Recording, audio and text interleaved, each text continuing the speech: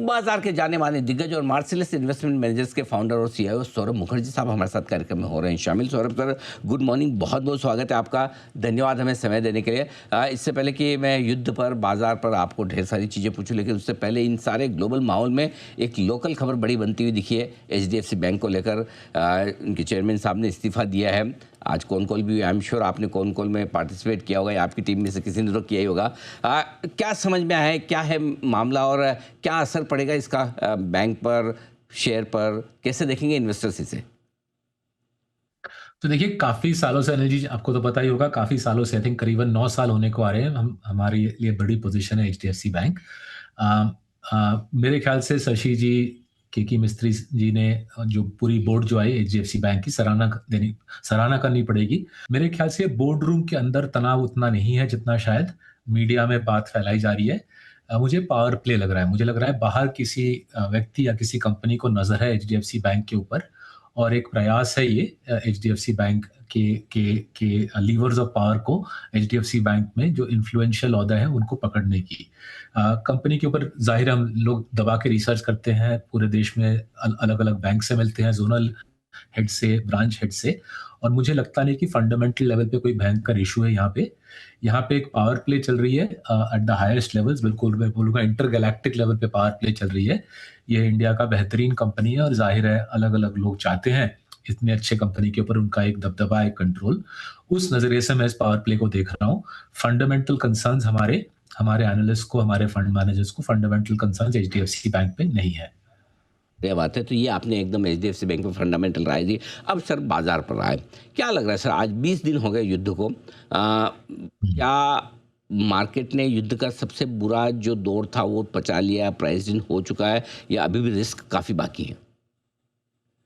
नहीं, I think मेरे ख्याल से रिस्क बढ़ रहा है, क्योंकि अगर $70 तेल से हम $110 पहुंच गए हैं, $40 की बढ़ोतरी इंडिया के लिए बड़ा मैक्रो हिट है, करीबन $50 बिलियन का जीडीपी का हिट है मेरे ख्याल से।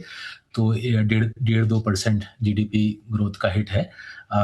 मार्च क्वार्टर के अर्निंग्स की पिटाई तो शुरू हो चुकी है। काफ़ी इन्वेस्टिंग कंपनी से जो मेरी बात हुई कि मार्च क्वार्टर पूरा, मार्च का महीना तो पूरा वॉश आउट है, जाहिर है मार्च क्वार्टर के अर्निंग्स पे असर पड़ेगा।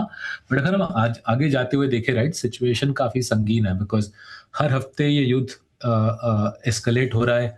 हर हफ्ते अमेरिका और ईरान की गोलाबारी एक लेवल ऊपर जा रही है, और हमारे जैसा देश जो नॉट ओनली तेल बाहर से लेता है, हमारी गैस की डिपेंडेंसी मिडल ईस्ट पे ज़बरदस्त है। सो आई थिंक अप्रैल में, जून के क्वार्टर में ये काफ़ी बड़ा समस्या हो खड़ा होगा। अगर अमेरिका ईरान युद्ध फटाफट खत्म नहीं हुआ, आई थिंक अप्रैल में, जून क्वार्टर में we will be faced with a serious economic issue, because हम बाहर से तेल ले रहे हैं, तेल के प्राइस चढ़ रहे हैं, ऑयल मार्केटिंग कंपनीज के बैलेंस शीट पे जबरदस्त प्रहार है। बट मोर प्रैक्टिकली, जैसे हम आपके सारे दर्शक देख रहे होंगे, रेस्टोरेंट्स, होटल्स ऑलरेडी बंद हो रहे हैं, गैस की शॉर्टेजेस बढ़ रही है, और यस्टरडे, कल रात को जो कतार का बड़ा गैस फील्ड उड़ा दिया गया, उसका आई थिंक इंडिया के ऊपर असर पड़ेगा। सो सावधानी बरतनी चाहिए इंडिया में। वैसे ही मेरे को निफ्टी की पी मल्टीपल 20 पे समझ नहीं आती थी, कैसे 20 पी जस्टिफाइड है निफ्टी के लिए। पुराना मल्टीपल होता था 10 साल पहले, 15-16 निफ्टी की पी होती थी। मेरे ख्याल से हम ओवर द नेक्स्ट 6 मंथ्स पुराना जो निफ्टी का पी होता था 15 टाइम्स फॉरवर्ड, 16 टाइम्स फॉरवर्ड, उस तरफ बढ़ेंगे। 59, इसका मतलब तो फिर यहाँ से भी कितना आराम से 18 से 20 हज़ार की रेंज में आ सकता है निफ्टी? हाँ जी, मुझे मटेरियल डाउनसाइड दिख रहा है निफ्टी में। इस प्रकार का natural gas, oil and natural gas का इस प्रकार का सिचुएशन इंडिया के लिए अनफॉर्चुनेटली हानिकारक है। और जो हमारी जो रणनीति है इंडिया में, वो है काफ़ी हद तक दवाई की कंपनी लो, हॉस्पिटल्स, डायग्नोस्टिक्स, पैथ लैब्स प्रकार के कंपनी लो। और दूसरा एरिया जहाँ पे हम सोच रहे हैं एक्सपोजर बढ़ाने का, आईटी सर्विसेज लो, क्योंकि जैसे जैसे करेंसी 100 की तरफ जाती है, 100 टू द डॉलर जाती है, आईटी सर्विसेज कंपनीज को फ़ायदा रहेगा। साथ ही साथ गैस का जो ऑपरेशनल मुद्दा है, गैस का या शिपिंग, फ्रेट रूट्स का, वो आईटी सर्विसेज के लिए उतना बड़ा इशू नहीं है, इररिलेवेंट है। और तीसरा एफएमसीजी में कुछ ऑयल एंड गैस सप्लाई के इश्यूज हैं, बट जो सेफ हेवन्स मुझे नज़र आ रहे हैं, स्टैंडर्ड जो पुराने हमारे जब छोटा था मुझे सिखाया गया था कि युद्ध के टाइम, क्राइसिस के टाइम आईटी, फार्मा, एफएमसीजी की तरफ। और दूसरा जो हम अपने निवेशकों को लास्ट 3-4 साल से बोले जा रहे हैं कि डाइवर्सिफ़ाई कीजिए इंडिया से। भगवान के लिए डाइवर्सिफ़ाई कीजिए, सारा पैसा एक देश में नहीं डालता है कोई। समझदार निवेशक होता है, वो अपना पैसा पूरे दुनिया में डाइवर्सिफ़ाई करता है। जो खुशखबरी है कि इंडियंस ने already between equities and precious metals diversification तो कर ली है, बट जो ग्लोबल डाइवर्सिफिकेशन करना चाहिए, आई थिंक वो सिलसिला अनिल जी अभी इंडिया में शुरू हो रहा है। मेरे ख्याल से अगले 10 साल में हम देखेंगे कि भारतीय निवेशक अपना पैसा कुछ यूरोप, कुछ अमेरिका, कुछ इंडिया में डाइवर्सिफाई करेंगे। वो सिलसिला मेरे ख्याल से आगे बढ़ाना चाहिए, क्योंकि अभी भी मुझे लग रहा है कि अमेरिका को तो बड़ा फ़ायदा हो रहा है, तेल का भाव चढ़ रहा है। अमेरिका ऑयल एंड गैस का बड़ा एक्सपोर्टर है, वर्ल्ड के लार्जेस्ट रिजर्व्स हैं, अगर वेनेजुएला भी उनके हाथ में है। तो तेल का भाव चढ़ रहा है, इससे अमेरिका को फ़ायदा है, प्लस जो उनके बड़े टेक स्टॉक्स हैं, मैग 7 जो बोलते हैं, वो बिल्कुल रॉक सॉलिड है। लास्ट 1 महीने से मैं देख रहा हूँ, S&P 500 2% गिरी है डॉलर्स में, हमारी मार्केट 10%, 11% गिर चुकी है डॉलर में। तो टेक हैवी और ऑयल एंड गैस हैवी का अमेरिका को फ़ायदा मिल रहा है। तो डाइवर्सिफिकेशन बरतने का टाइम है, और इंडिया के अंदर आईटी, फार्मा, एफएमसीजी मेरे ख्याल से सेफ हेवन्स रहेंगे, जैसे-जैसे ये युद्ध आगे खिंचता जाता है। अभी भी मेरी उम्मीद है कि अगले हफ्ते मैं हर रोज़ सुबह उठता हूँ सोच के कि ट्रम्प जी और ईरान ने अनाउंस किया होगा कि सीज़ फायर है, बट अनफॉर्चुनेटली हर हफ्ते युद्ध और एक लेवल ऊपर जा रहा है। ये बात आपने अच्छी कही कि एक्चुअली हर रोज़ उम्मीद रहती है कि आज सीज़ फायर की या बातचीत करने की, या कुछ नहीं तो ट्रम्प खुद ही हाथ खड़ा कर दे, मैं जीत गया, आज से युद्ध बंद। चलो वो भी कर दे तो भी चले।